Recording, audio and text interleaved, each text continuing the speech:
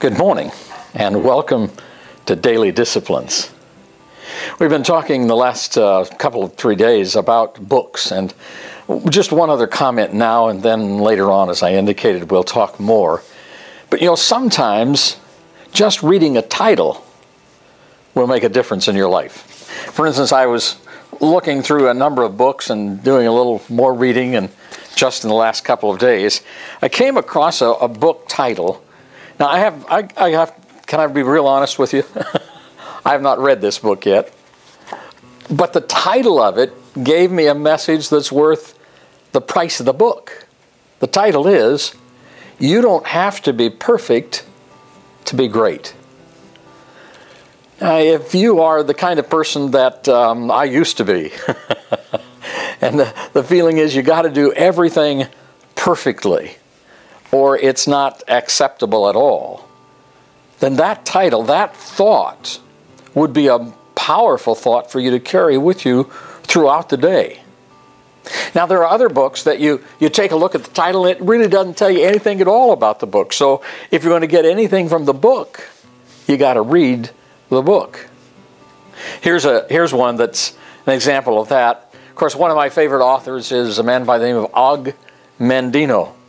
And he wrote a book called The 12th Angel. Now, I would tell you what, if I just looked at that title, I guess there'd be the encouragement to know that there are lots of angels out there, and maybe it's a book about the angels want to help me. But boy, the 12th angel doesn't tell me what this book is all about. I read this in an airport in between flights several years ago. Now, I'm sitting there, and there are hundreds of people going back and forth and back and forth and back and forth, and I got about halfway through this book, and I started weeping. It's a very emotionally tugging kind of a book. Made a difference in my life. By the time I had finished the book, the tears were just flowing down my cheeks, and I really didn't care if other people looked and thought I was a little weird, because it made a difference in my life. So books are crucial to our future, and we've talked about that several times. We'll talk more about it. But I wanted to just kind of introduce another thought to you today, and that's all about what successful people know and do. This may take us 2 or 3 sessions together to get through some of these thoughts. They are thoughts that have been compiled over years of reading and studying various people. John Maxwell, of course, has become one of my great mentors in life, not only from a distance, but up close, personal. And so, as I share with you the concepts that I want to share with you, and the things that are touching my life and dealing with every day in my life, one of the things about having read and read and read for years and years and years is that there are times when I think I came up with something and it wasn't me at all. It was somebody else.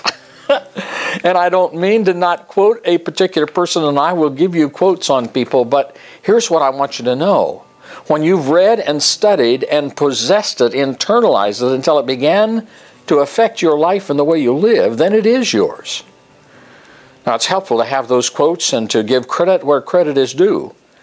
But it's more important for you to get a hold of the concept so it makes a difference in your life.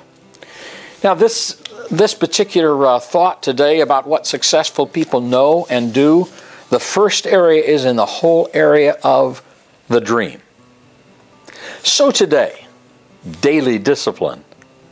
Think again about some titles of books that you have read. Maybe just take a little walk through one of the bookstores and take a look at some titles. There are titles that will help you just in the title. There are others that will create your curiosity. And then get ready today for tomorrow. Because tomorrow is coming, and we're going to talk about dreams and goals. Have a great day. We'll talk soon.